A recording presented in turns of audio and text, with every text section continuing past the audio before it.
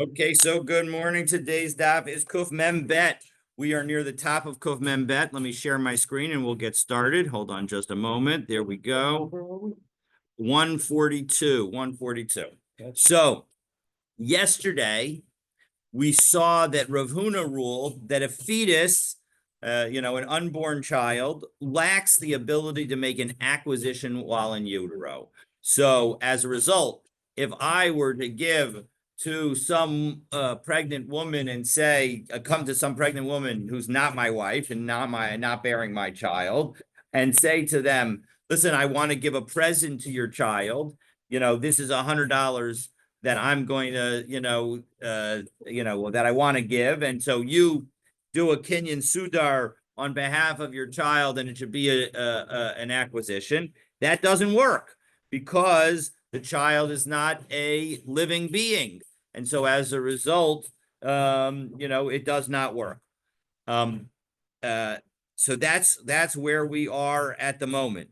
And we just went through, and so as a result, Rav Huna had a problem identifying the author of our Mishnah, because the Mishnah had suggested that a father who commits to give $100 to an unborn child must give that $100 to the unborn child upon his birth, meaning that was a valid transaction when the mother sort of did something, or when the father did something in order to effectuate the transaction.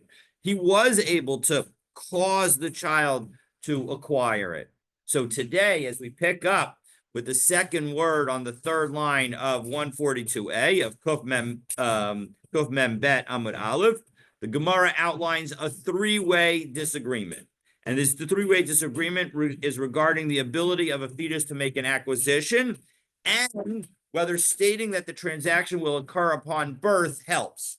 So we'll see whether or not that works, because in fact we're going to see that there's a machlokus about that also. So opinion number one, the Amar Rav Nachman says hamizake leuber lo kana, that just like Rav Huna, he agrees with Rav Huna that if you try to give something to an unborn fetus, so then to a fetus, that's an unborn child, then you are not successful, not able to do it.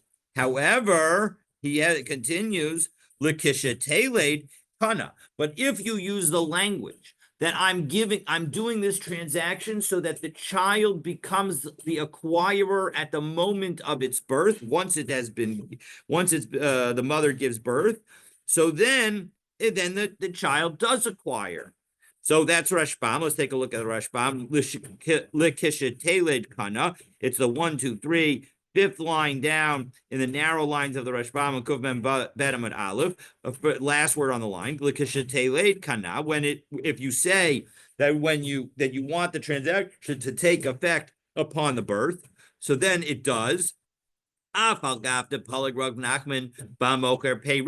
even though Rav Nachman is the one who, in the argument regarding selling fruit, demoker peros dekel, when it comes to selling the fruit of a dekel tree, lechavero, to one's friend, Amar, that he says over there, af mishiba'u la'olam yachol laxerbo. Even if I were to say that I want to transfer the fruit to you, Stan, after the fruit comes into being, that does not work. Because he is in the opinion, he is in the camp that one cannot cause a transaction with respect to an object that does not currently exist. And the fruit is not on the tree yet. That issue. Exactly. We've been discussing this exactly. But here, so maybe you might think that the same thing should apply to this unborn child, that he should not be able to say that the unborn child can make the acquisition when he comes into existence. Hacha, Gabi Uber Modi. Here, when it comes to the unborn child, he admits, because even though that unborn child, this highlights the sort of in-between nature of an unborn child. It's not quite a human, but it's also not nothing. And that this unborn child does exist. And so as a result, he's going to allow you to say that when it comes into existence, it will be okay. The gam hanechasim shenosein lo harein ba'olam. And similarly, the object that I'm trying to give to the unborn child also exists. Ela shetzarach letakein lishono. So the key is just he needs to fix his language. Vilomar, and to say nixaye, my possessions, lahai ubar, are going to go to this unborn child, likashatele, when she gives birth to the child. Da'az roy liknos lagamri. That in that situation, then the child can acquire. So that's opinion of Rav Nachman. Then, of course, the Rav Huna Amar, Aflikashet Teled Lokana. Rav Huna says that even if you say Glikashet Teled, fixing the language is not enough. For Rav Huna, the unborn child is not able, and you're not to do anything right now. And if you can't do something right now, I'm not going to be able to say that you should be able to do something in the future. The Rav Sheshes Amar, and Rav Sheshes takes the opposite of you, and he says echad zeva echad zekana, that you can give, that a fetus does have the ability to take possession when the fetus is in utero. So Amar Rav Sheshes mina minallah. How do I know that I'm right? So listen to this. Doesn't this prove that I'm right? The Tanya ger shemes uvizbezu Yisrael nechasav. So if a convert dies, and then the Jewish people, or a Jew, or Jewish people then take his possessions, and they capture his possessions, they appropriate his belongings, is how it's translated here. The shamush then osha haisa ishto muberis, and then the issue is that the only time that you're allowed to take a convert's possessions is when the convert has no heirs. But if now we hear that the convert had a child, or that his wife is pregnant, well then chayavin lahachzer, you have to return everything, right? And so now hechziru hakol, they returned everything, but akarkach shamu shemeis beno. And then afterwards, they hear that now this child has died. Osha pilu ishto, or the wife miscarried. So again, there are no heirs for this child. Well, in that case, hechazik b'shniya kana. So now, whoever takes possession now they're going to get. If you took possession earlier, it doesn't help you. But if you take possession now it will help. So chayav lahachzer. Let's take a look at the Rashbam. One, it's basically the middle of the Rashbam's narrow lines, end of the line. Chayav lahachzer kevin de ishto meuberes, because his wife is pregnant. Uber yoresh. This shows that the fetus inherits. Havi alma hamazaka leuber kana. So this shows that if you try to do a transaction for a pregnant for a fetus, that it will work. So that isn't this a great proof for me? Rav Sheshes is saying. So uvarishana lo kana, and back into the Gemara, because I realized I didn't finish out the wording. It's the first word on the line, also about midway down in the Gemara. Uvarishana lo kana, the isal kadaitach uber lo kana. Now, if you tell me that a fetus does not make an acquisition, lama lahu achazuki b'shniya. Why do you need to go back and make the second transaction? Let your first transaction work. Meaning, if we have the convert, we'll call the convert Chris the convert. All right, because you know he wasn't Jewish when he was born. All right, so Chris the convert, he unfortunately passes away, and so I went into his property and I took his possessions. But then I heard that his wife was pregnant, and so now that I hear that his wife is pregnant, so now I have to return it. But 1 second, if a fetus doesn't have the ability to inherit anything and take possession of something, well then my original transaction should work. Why do I need to go back and make a second transaction? So lama lo achazuki b'shniya ha'achaziku lo chadazimna. Once you did the first time, that should be sufficient. So we're going to offer two answers to this question. Answer number one: Amar Abaye Yerusha Habame Leha Shiny. No, we saw this yesterday also. that when you have a fetus inherit something, that happens automatically. And because that happens automatically, it is considered something that a fetus can do. But if you were to try to transfer something to the fetus, that wouldn't work. So that's Abaye's approach. Rava says, you know what? I can even make it so that a fetus can't make any acquisitions, sort of like Rav Huna. And Rava Amar Shiny Hasam Derapoy Merapian Biyadayihud Miikara. That actually, when the person grabbed it the first time, they grabbed it very weakly. And why did they grab it weakly? Well, let's take a look at the Rashbam. Rashbam explains it for us. First of the medium wide lines in the Rashbam, beginning of the line. The Rava Amar, Rava says, Olam Emalach, really, I'll tell you, Lo Shna Hamizaka Leuber, Lo Shna Yerusha Haba Me'aleha. Doesn't make a difference whether I try to give something to the fetus or whether the fetus inherits it. Lo Kana Klal. The fetus does not take possession at all. So why, in that case of the convert, am I not able to make the acquisition? Why when I try to grab the convert's possessions, why was my first effort not successful? The shiny husam, that case over there is different. Gabi regarding the first person who took the possessions of the convert. Hi delokana, the fact that I'm not going to make an acquisition, it's not because of the uber that daha ain't uber yorish. It's because the uber doesn't have the ability to inherit. Elam ikara keshehechaziku ripuye marapian biyadayu. But rather, when I grabbed it in the first place, I grabbed it only in a weak fashion. Why? Kishamesa when the convert died. Ubizbizu nechasav, and I grabbed onto and I split. What's the word I'm looking for? Okay, it doesn't matter. And I took as plunder. I plundered his possessions. Vehekaziku lonis kavnu lahachzik lagamri. But when I grabbed it, I had no knowledge whatsoever about whether or not he had any descendants. So as a result, I didn't grab it completely. Because I didn't know. I was unsure whether or not he had any heirs. Imlab or not. Because in the end, we saw that, in fact, he did have heirs. Or maybe his wife was pregnant. Not that the pregnancy was sufficient to take it away, but it just shows the uncertainty of my situation.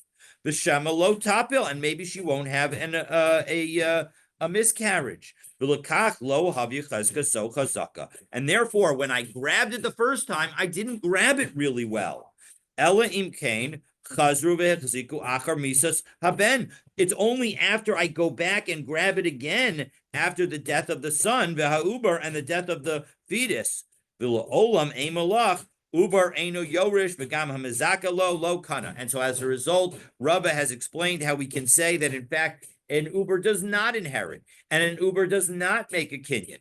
And that's the way we can, but we can still explain this brisa because we're saying that the issue is with the grabbing. I don't have necessarily the necessary mindset to make a definitive acquisition.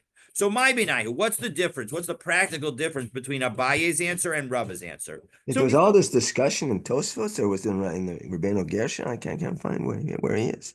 What? I'm sorry. I just said I don't know where we were there for the last 4 minutes. Oh, so that was the Rashba first line. Again, I said it before, but first of the medium lines in the Rashba, the Rava Amar. That was the Rashbam that we went through. My Benayu. So back into the Gemara. So now we're at 1, 2, 3. The last word on the seventh to last line on Kuf Mem Bet Amud Aleph. So we've now explained, we have two possible explanations for why a person who grabs the possessions of a deceased convert needs to grab them again if they learn that in fact there was even if there was just a fetus that the wife had, because that's considered too weak a grabbing. And we explained either because the fetus actually has the ability to inherit, That's Abaye's answer. Or my grabbing isn't strong enough because I wasn't certain that the grabbing was going to be successful. So my benayu, benayu shishamu vo shemes velo mes. So if what happens if I hear that the fetus has died, but it really didn't die, so I grab the item.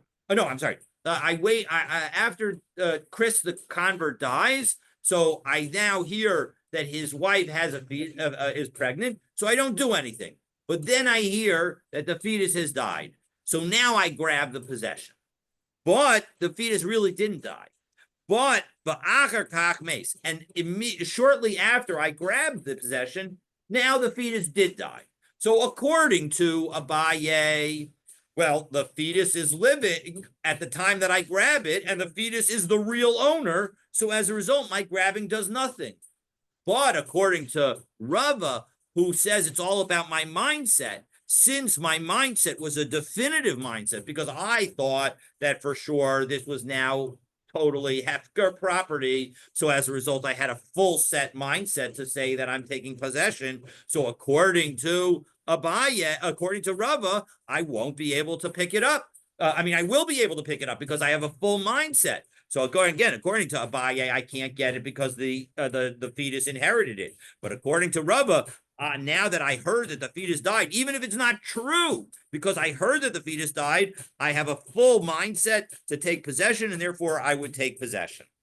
And that's in fact what Rashbam goes through and goes through that detail. So we won't go. You know what? Well, let's see how we're doing on time. I want to do the Tosfos, so we'll do a Tosfos rather than this Rashbam. So okay, so. But in any event, if you go into the Rashbam towards the end of the medium wide lines, if you want to see it inside, it's Lashon Kitsara Ike Benaihu. That's the Rashbam that goes through this detail. So Tashma. So now we have another effort. Now, so Rav Sheshes brought the first effort to prove, and now we're going to say we're going to try to counter Rav Sheshes. And we're going to say, well, 1 second, isn't there a Mishnah that contradicts Rav Sheshes? And that's what we're going to look at now. So Tashma, listen to this Mishnah. Tino ben yom echad nochel umanchil. A 1-day-old baby inherits and bequeaths. So what's the implication? The implication is ben yom echad in ubar lo. The implication is that a baby that's a 1 day old can inherit and bequeath, but a fetus doesn't have the ability. So isn't that a fabulous proof? Contrary to Rav Sheshes, after all, Rav Sheshes is the only one who says that a baby can inherit. So as a result, doesn't and a baby can make a transaction. So, therefore, isn't that a proof that they can't make any transaction? So, ha'amar Rav Sheshes nochel b'niksei ha'em lahanchel la'achen min ha'av. No, Rav Sheshes will tell you that this case is not just a case of a father's estate. It's not talking about a father's estate. It's talking about a mother's estate. V'davka ben yom echad, and only a 1-day-old child can inherit his own mother, because abal ubar lo, but a fetus does not. Why does a fetus not? My timer, because dehu mayis beresha, because we assume that if the mother dies, then so is the fetus. Now, this was obviously at a time where there wasn't the ability to save a fetus, even if the mother was dying. Ve'ein habein yorish es imo bekeber, and a child does not inherit his mother if the child predeceases the mother. Lahanchil la'achim min ha'av, in order to cause his brothers, his paternal brothers, to inherit. Because listen to the facts, right? We'll assume the mother has no other children, but if the father of this baby, who's in the mother, who's unfortunately about to die, has other children, but not with this woman, right? So then what's going to happen? There's a magic thing that's going to happen, right? The point is that if in fact we allowed the fetus to inherit, we would say that the fetus inherits the mother. And now all of a sudden, all those properties that belong to the mother, instead of going to the back to her family. First set of children. No, she has no first set of, Oh. she has no other children. So it'll all go to the first set of children that the husband had with his first wife or with another wife. That's right. And so as a result, that's what would happen if it goes to the fetus. On the other hand, if the fetus doesn't inherit, and now we're going to assume for a moment that the father's no longer in the picture, the father predeceases also. So there's no parent. So it's either the father's children, Right. or it goes back to the mother's family. So the answer is that if in fact, if it was after the baby was born, well, then the baby's born. So the baby will inherit. Right. And now if the baby were to die, all the other brothers would inherit. Even if it's from another family. Even if it's from another mother, because it's from the same father. Now, on the other hand, if on the other hand the fetus never comes out alive, is never viable, and then what would happen is the child would not inherit, and as a result, the assets of the mother would, the father has already died, so that he's not in the picture. So the assets of the mother would all go back to the mother's family because she has no children. That makes sense. And exactly, it makes total sense. So that's exactly, so you're exactly right that it makes sense. And that's exactly what Rav Sheshes, how Rav Sheshes explains the Mishnah that says a one-day-old baby can inherit and bequeath, that it's talking about the possession of a mother. And and the reason is because we assume that the uber dies before the mother, and so the aim and child and a son does not inherit if he predeceases his mother, so that therefore his brothers from the father are not going to get anything. So lamemra dehu meis bereisha. 1 second. Are you telling me that whenever a pregnant woman dies, the fetus dies first? V'hahava ubda ufarkes plus a pirkuse. We have seen women die. God, this is just terrible because of course they had no modern medicine, but we have seen women die, and it looks like the child is still kicking. So how can that be? So Amar Rav Ashi, again, this was their understanding at the time. Midi dahava aznav halta'a hamifarskeses, that if you were to cut off the tail of a lizard, that tail will still move around. It's really quite remarkable, right? The tail will go wiggle, wiggle, wiggle, wiggle. It grows back with time. Well, that's the lizard is still alive. Right. The point is that in our definition of alive, we would not call that tail a live being. Correct. And yet, nonetheless, it has the ability to move around. That's how they viewed the uber, the fetus that's in the mother who's died. That whatever kicking is happening post the mother's death is really post also the infant's death. It's sort of the last thrashings of somebody that's already died. So so Tosos here asks what I think is the very logical question, and I wanted to go through this Tosos, and that's why I wanted to reserve some time. So let's take a look at this Tosos, because you may be thinking, don't we have the concept of if you shecht an animal and there's a living being inside? Now, we haven't done chulin yet, but we're going to see that if you shecht an animal and so therefore the mother has passed away because you shechted it, you slaughtered it, and now it turns out that inside is the live calf. Right. That calf, remarkably, does not need shechita. That even though we generally have the principle that you're not allowed to take a limb from a living being, that calf, even though it's now alive and outside the mother, because it was inside the mother when it was slaughtered, it doesn't have those laws. It's already a kosher animal. You could just eat it the way it is. Now, of course, in the end, we say that you can't just eat it the way it is, that rabbinically you have to slaughter it, etc. But the point is that case, doesn't that case show that you can have a mother die and still have a living infant? Sure. It does, Of course right? it does. So Tosos is going to explain how that happens. Again, using the science of the time, which of course makes tons of sense. Who Mayas Beresha. So Vahainu time, and this is the reason. So now first we're going to go to an aside in Erechin, where where the Gemara effectively explains why is it that we presume that the infant will always die before the mother. Vahainu taima. And the reason that we say that the infant dies before the mother, as we say in the first chapter of Erechin, the Masechet, Daf Zayin Amud Aleph, the Aidi de Zutra Chiyuta Ayla Le Tifta de Malachamaves, that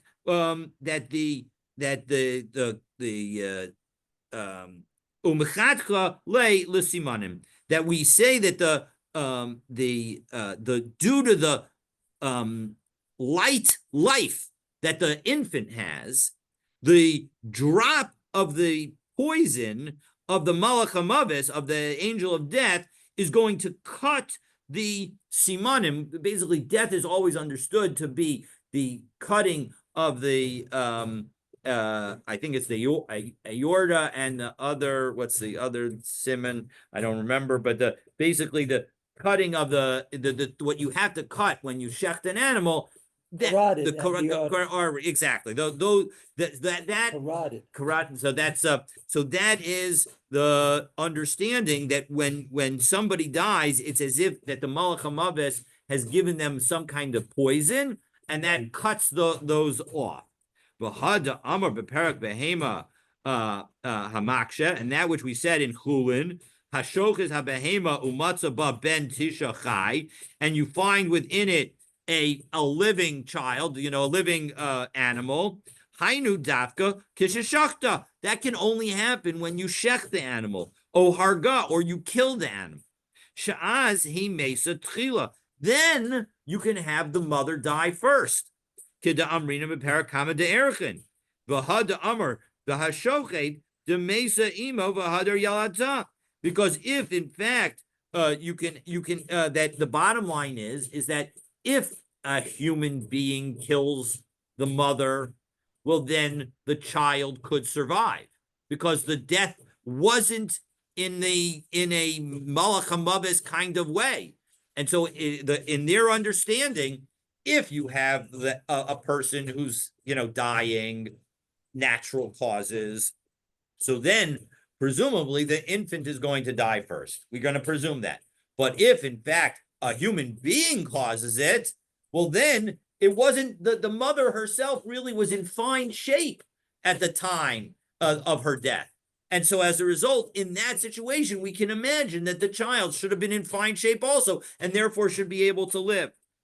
So the Mesa Imavahadar Yalta. So Hainu Mesa Ayadei Adam. That when we say that there's a possibility that there could be a child afterwards, that's if a human being causes. Inami Ayadei Malach HaMaves Ukagon Shenekar Hablad Letzeis.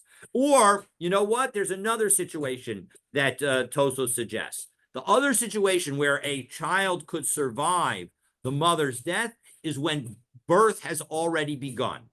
That if birth already began, so we basically qualify, because again, on some level, Tosos is saying we see in real life that sometimes a mother could die, but the child is being able to be born alive. So how could that be if our Gemara says that whenever a mother dies with a fetus inside her, the fetus always dies first?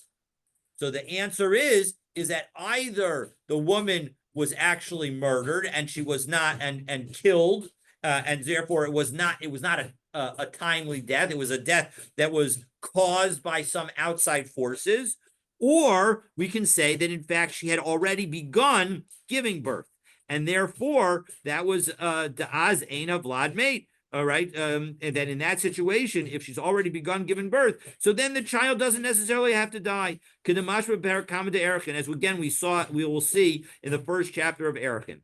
The Im Tomar, Kavan de Bahariga Onekar Litses he Mesa Beresha. Well, 1 second. We've now determined that there are times when the mother will die first, the lo avlad, and not the child. Im Kain Amai Nakat. Well, then why did that Mishnah take the language of Ben Yom Echad. Uber Nami Nochel Umanchil. Even a fetus has the ability to inherit the mother and to cause others to inherit. Meaning, if in fact the mother dies while the fetus is inside, but the fetus does survive, according to Tosfos, we would say that that fetus does inherit the mother, and if that child were to then die, the siblings of that child from his father will inherit him. When it comes to a child who is 1 day old, an infant that's 1 day old, well, then we know that he's going to inherit and cause others to inherit. But it isn't a general rule when it comes to an uber that he will necessarily inherit and cause others to inherit. And so as a result, that's why we're going to specifically use the language of Ben Yom Echad, and we're not going to use the language of Uber, even though, according to Tosos, it is theoretically possible that an Uber could inherit his mother. Okay, so just thought that was so interesting as dealing with the various laws associated and the various facts associated with childbirth and the mother's health.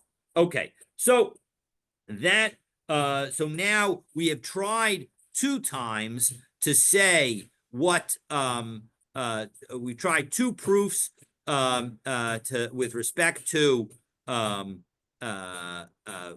the debate as to whether or not a fetus has the ability to make an acquisition. First, we tried to prove it to support Rav Sheshes that the fetus can make an acquisition. Then we tried to prove against it. Now we're going to offer, and in the proof against it, we gave answer number 1 as to why our Mishnah, that Mishnah in Nida, that says a baby who's 1 day old inherits and bequeaths, why that Mishnah is not inconsistent with Rav Sheshes. We're now going to give another explanation of that Mishnah. And let's take a look and see what that explanation is. Mar Barei de Rav Yosef, Mishmei de Rava Amar. So Mar Barei, son of Rav Yosef, said in the name of Rava that we can answer Rav Sheshes's the question against Rav Sheshes in a different manner. Lomar shemimai bechora. No, when we say that the baby inherits and bequeaths, we're talking about the rights of the firstborn. The Dafka ben Yom Echad, aval uber lo, but a baby does not. So my timer, what's the reason? So v'yaldu lo amar Rachmana. The Torah, when it says in Devarim, Parakaf Aleph Pasuk Tesvav, that the 2 wives, one who he loves and one who he doesn't love, are going to have children, and the one that he doesn't love is going to have the first child, and so the first child is going to have to be the one who gets the double portion. So we see that it says v'yaldu lo, they have to have the children. It's only children, not just a fetus. To Amar Mar Brei de Rav Yosef Mishmei de Rava ben Shenola la'achar misas aviv. If a son is born after the death of the father, eino memai bechelik bechora, he does not reduce the portion of the firstborn. So my taima v'yaldu lo Amar Rachmana v'haleka, because again the Torah says v'yaldu lo, and there's no child. So 1 second. Now you may be thinking to yourself, I don't understand. How is it possible that you can have a child well,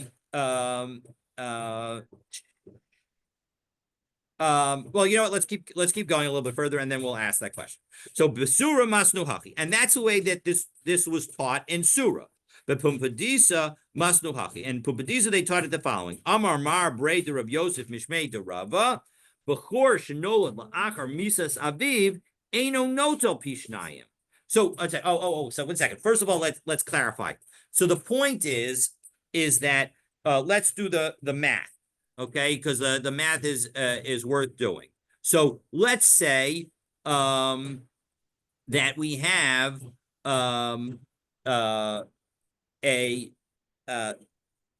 one child already, and now the mother is pregnant. 2 children already, and now the mother is pregnant with the 3rd child. So, according to based on the two existing children, the Bechor should get 2/3, Right. 1/3 as his fair share, and 1/3 as his bonus. And the other child would get 1/3. Right. Now we have this fetus that's coming along. So how is that fetus going to be treated? Well, we're going to do the following. First, we look at just the two living children, and we're going to say between those two living children, the oldest one gets the 1/3 bonus, because that's what the bonus would be. But now when it comes to the even Steven splitting, well, of the last 2/3, now we have to divide it among the three children. So what ends up happening is the oldest child gets 1/3 plus 2/9, and each of the other children each gets 2/9. Okay. Because now, if you sum that all up, that's equal to 1. So it's 5/9, 2/9, and 2/9. So the oldest child ends up getting more than half of the estate, but that's the way it would be divided. So that's what they taught in Surah.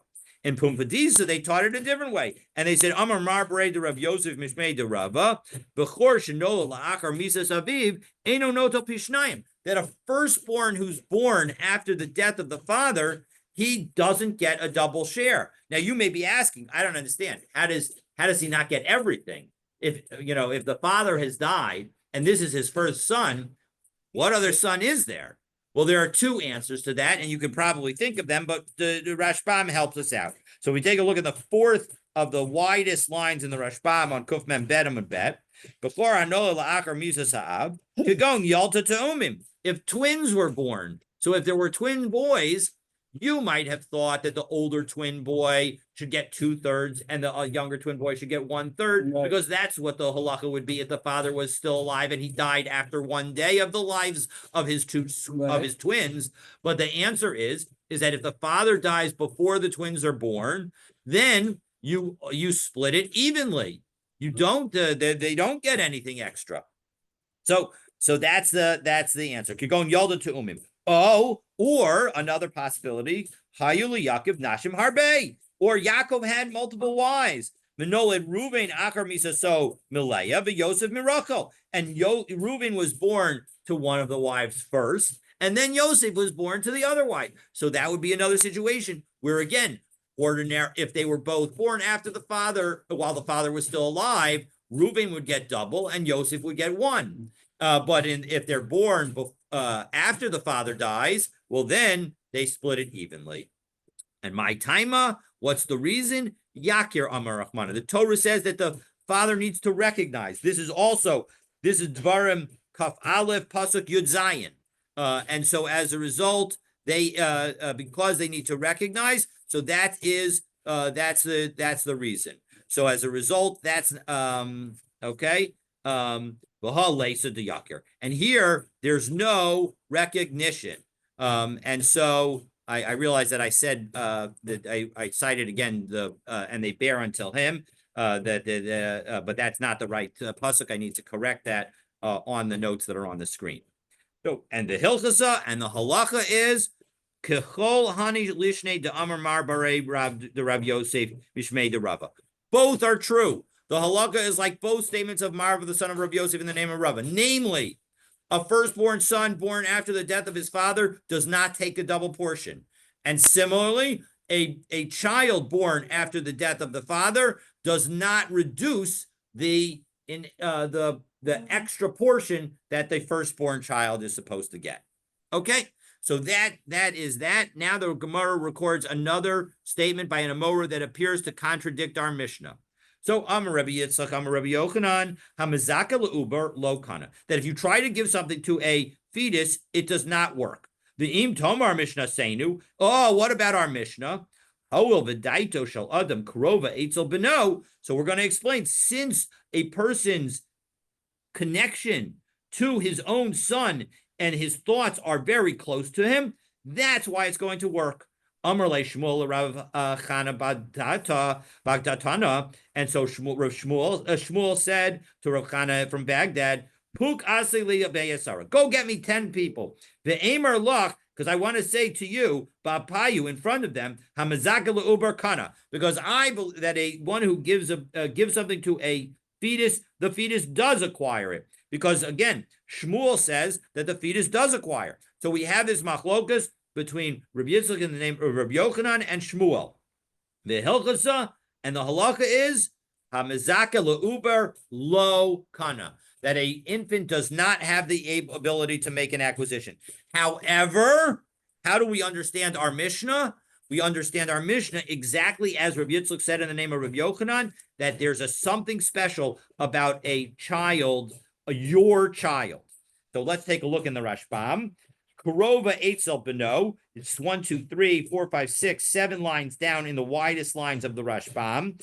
The Gomer Umakna B'Koli Bo.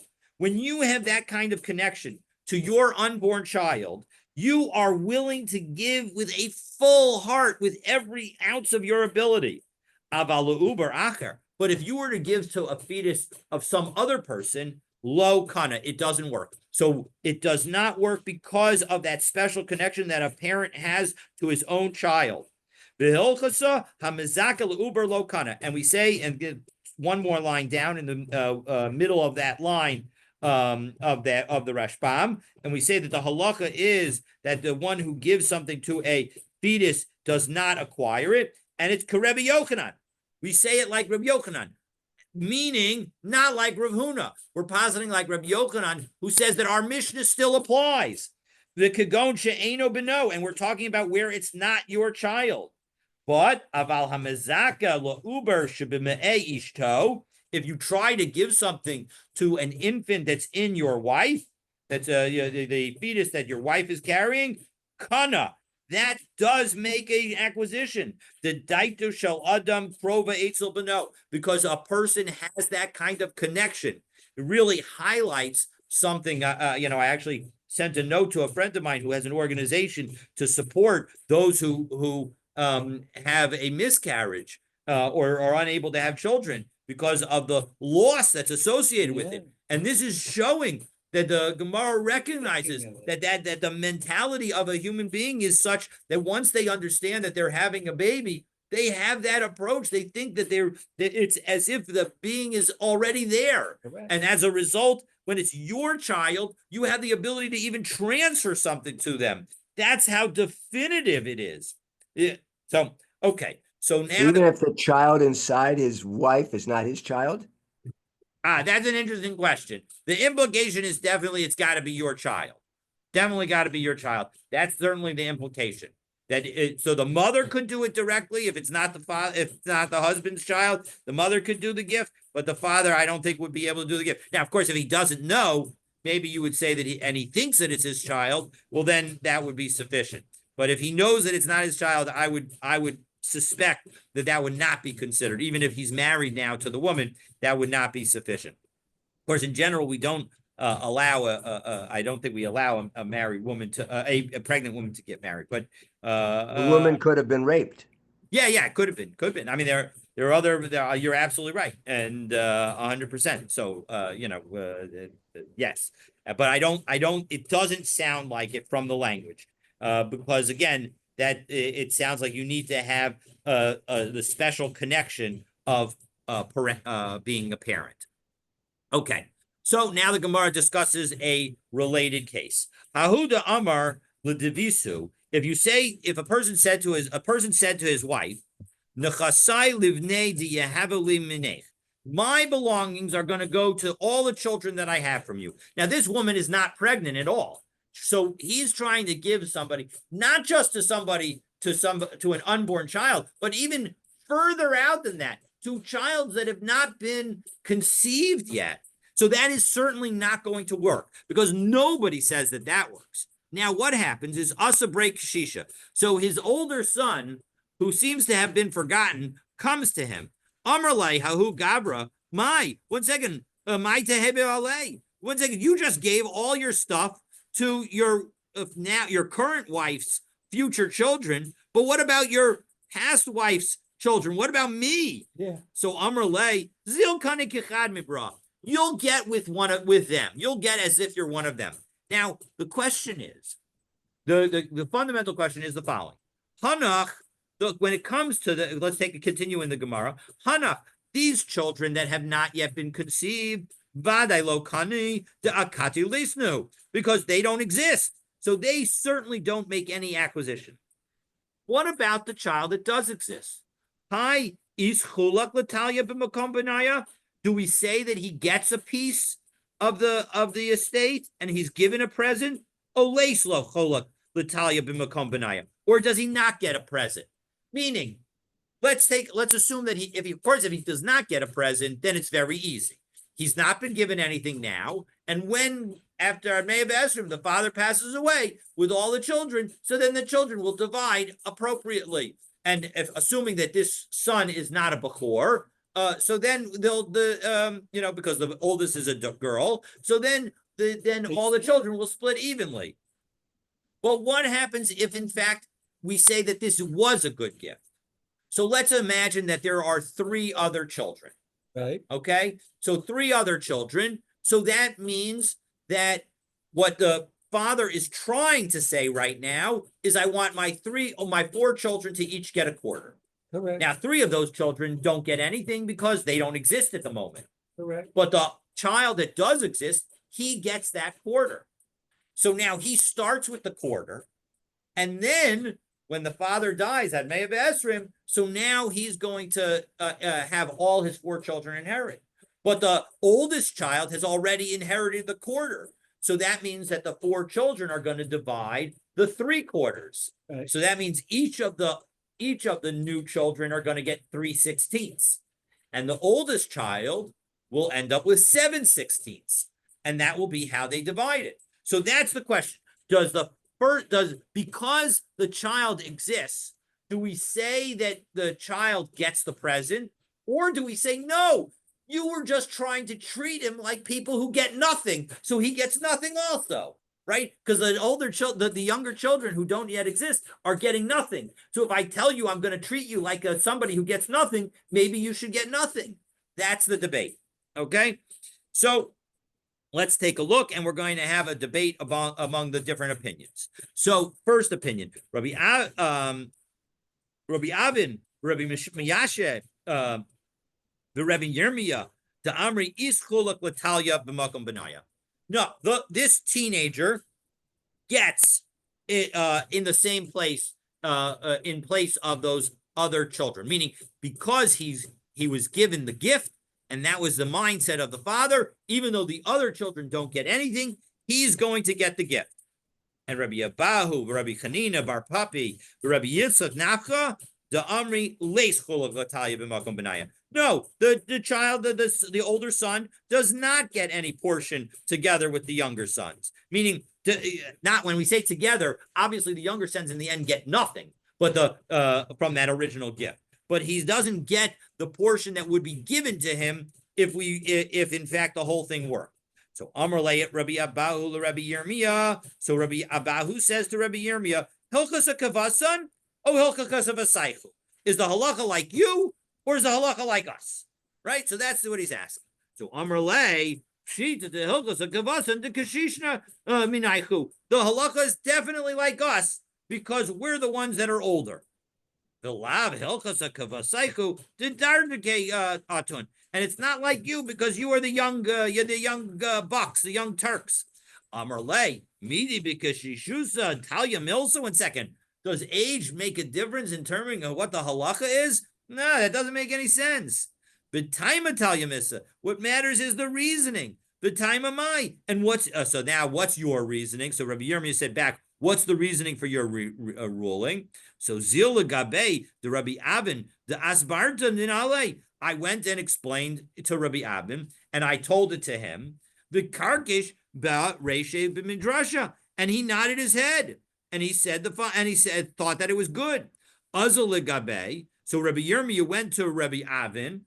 Amarle ilu amarle kanei kachamor mikane, and so Rabbi Avin explained to him the reasoning. So Rabbi Avin effectively has changed his position. Rabbi Avin was originally with the position that the older son gets a portion, and now he's going to say he doesn't get the portion. Amarle ilu amarle kane chamor mikana. If I were to tell you that you should acquire my computer just like a donkey can acquire my computer, right? Would we say that works? Can a donkey acquire a computer? No, of course not. Of course not. A donkey can't acquire a computer. So as a result, similarly here. So and so now the Gemara concludes the idmar, because we said kani kachamor lo kana. We have a general rule that if you say acquire like a donkey, it doesn't work. Now, what if I were to say at vichamor, that you should acquire with the donkey? So now the question is, what does that mean? And for that discussion, you're gonna need to stay tuned for tomorrow's That's a daf. hell of a discussion. That is. So Have the- a wonderful, so the wonderful first- day. So the first son, he doesn't inherit anything then. In which case, Either case, he doesn't inherit. no, It no, seems no, he one does- second. it seems The case that he- we're talking about right now, is a case. The first son is where a man says to his wife that my property is going to the sons that I'm going to have through you. And then the older son says, well, what about me? And he says, go get acquire like one of the sons. So the question that is debated right now is, do we say that this older son gets an extra portion, or does he get the ordinary portion? Meaning, if there are three, if in the end at Admei of Ezrim, when the man dies, he has 4 sons, one the older son, and 3 younger sons that he has with his second wife. Well, then if his original gift does not work, so then the 4 sons each get a quarter. The older son is not disinherited. The older son was given, gets equal to everybody else. The question is whether the older son gets an extra portion, not whether the older son gets disinherited. So but in the end, we say, based on the idea of acquire like the donkey, the recipient doesn't acquire anything. So there was no gift at the original time when the man told his wife, my property goes to the sons I will have through you. It's just, and then the older son says, what about me? And he says, you get just like those other sons. Since those other sons are just like donkeys because they don't get to acquire anything, because they can't make an acquisition because they don't exist, so to you, the older son doesn't get to acquire anything. But it doesn't mean that the person gets no disinherited. At the end, they'll split it 4 ways, and they'll get each one will get their fair share. But it says nothing. He gets nothing. Not that he gets nothing in the gift stage. The gift stage is when he was speaking to his wife and he said, my property goes to the sons I will have through you, because only in that moment is the gift, the inheritance he gets. He only gets nothing. It's a statement of acquire like a donkey doesn't work. But the death of the father that causes all of his children to inherit, that does work. That the Gemara doesn't say doesn't work. It's only the acquisition piece, the acquiring in the lifetime piece that doesn't work. And so as a result, all 4 sons will end up sharing an equal share. So he doesn't get a gift now. He doesn't get a gift now. Exactly. That's what it means when he says the recipient doesn't acquire anything. Oh, it seemed like you were talking about inheritance. No.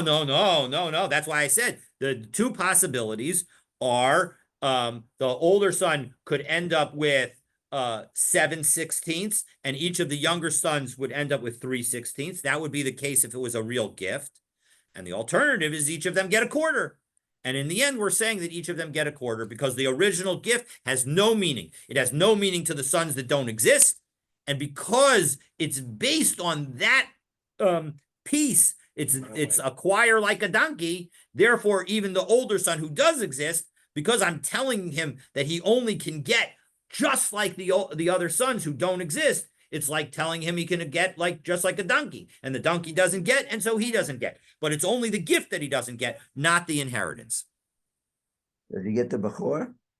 Well, we're assuming that, as I said earlier, we're assuming that there's a firstborn daughter to avoid the complications of the Bechor calculation. But if he were in fact the Bechor, he would get the Bechor share too. All right. Have a wonderful day. Looking forward to continuing our learning tomorrow.